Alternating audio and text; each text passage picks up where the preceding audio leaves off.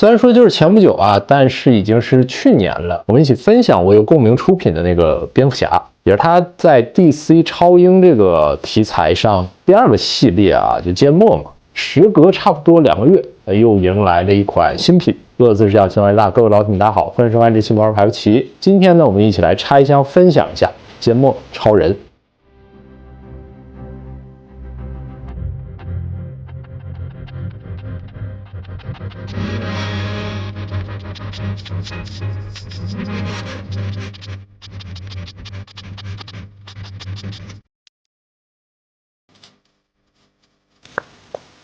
包装部分和之前那款风格还是相似的啊，只不过颜色上用了一个纯红色，很醒目啊。前方以及侧面呢有一个很有力量感、漫画风格的这种剪影的造型，后面呢类似于超人 logo 的一个开窗，大概看清里面的一个形象。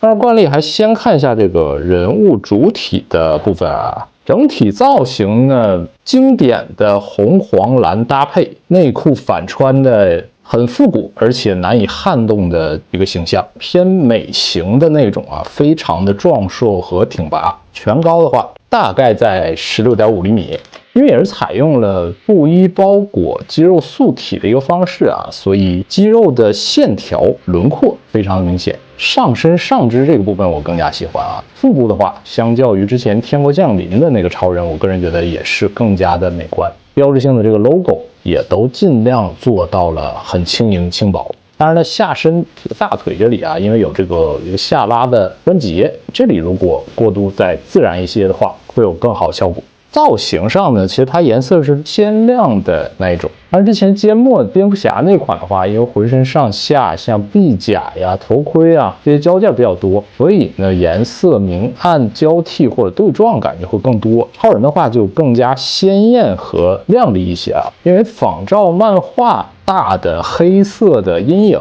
用这种布衣的材质确实很难以实现啊。我觉得你把它当做一个复古像一点的那种超人的玩具也都 OK。服装的效果我觉得还是很不错的，靴子和服装交界这个位置啊，也不会有什么明显的拖沓或者堆叠啊，也不会因为你的这个屈膝啊、抬腿的活动，把这个服装会拽下去。披风整个造型还是很干练轻薄的啊。两侧的话也做了铁丝，肩部的话会有一个拿褶的设计，自带一定的垂感，可以简单的去凹出一些动态的感觉。中心部分黄色的超人 logo， 这也是一个软胶材质啊，同样很轻薄。也因为它这个服装是很轻薄，并且带有一定弹力的啊，所以在可动部分呢，其实一直都有一个不错的表现。这里之前讲蝙蝠侠的时候已经聊过了，还是简单看啊。头部的话有一个双盾关节，脖子的话也是比较粗壮这种肌肉造型，因此呢，我也比较喜欢它上抬之后的这个观感。手臂的话，平举也可以达到90度啊，这个曲肘的幅度也不错，肌肉很发达，但也有超过90度的弯曲。胸腰部分这个可动，相较于上一款超人会有更大的一个提升。然后大腿部分具备一个下拉关节，因此侧摆和前踢也有比较大的空间。它这个膝盖这个部分一直是我比较喜欢一个设计啊，绷直的情况下，这个过渡很自然，弯曲之后呢，也不会有什么明显的穿帮。然后是这个头雕部分，一共2枚，正常开箱连接好的是一个常态的平行头雕，坚毅刚毅的那种，面部的肌肉线条和棱角还是比较明显的，瞳孔这里也有比较细致的涂装。发型的话我比较喜欢啊，带一点弯弯绕绕这个感觉，精度也是不错的。另一颗热射线的这个类似于战斗或者愤怒的头雕啊，眼部包括周围一圈都会有这个红色的阴影，表情以及发型部分都做了额外的设计，眉头以及嘴部这个肌肉啊拉扯的感觉还是挺明显的。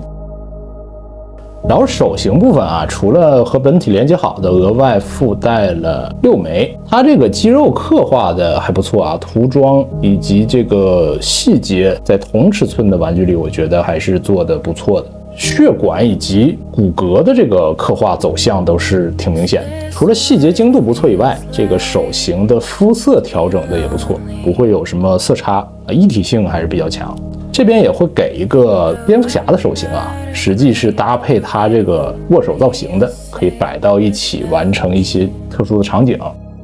最后呢，有3枚毒藤蔓的配件啊，2枚是缠在这个小臂上，另一个放在脖子上。涂装细节其实还不错啊，上面这个叶片的纹理啊，包括藤蔓做了不同的分色，因为都是软胶材质啊，不用担心刮伤这个服装。然后这里有个小遗憾，还是没有附带支架，因为超人会有很多腾空的造型，我想要呈现或者摆放的话，需要自己再去做一个搭配。整体的话，我个人体验下来，这个产品的精度啊，还有做工其实还是都不错的。紧身衣以及这个布料的材质呢，我个人也是比较喜欢啊，就很轻薄，而且具备一定的质感。当然，类似材质的话，就是颜色饱和度会更强一些。我个人还是把它当做一个复古像，更接近于动画里面那种超人的形象的。后续的话，也希望能做更多的超英题材，带来更多大家喜欢的这种英雄角色啊。然后呢，这一期呢就先分享到这里了，喜欢的朋友们记得1键3连，我们下期再见，拜拜。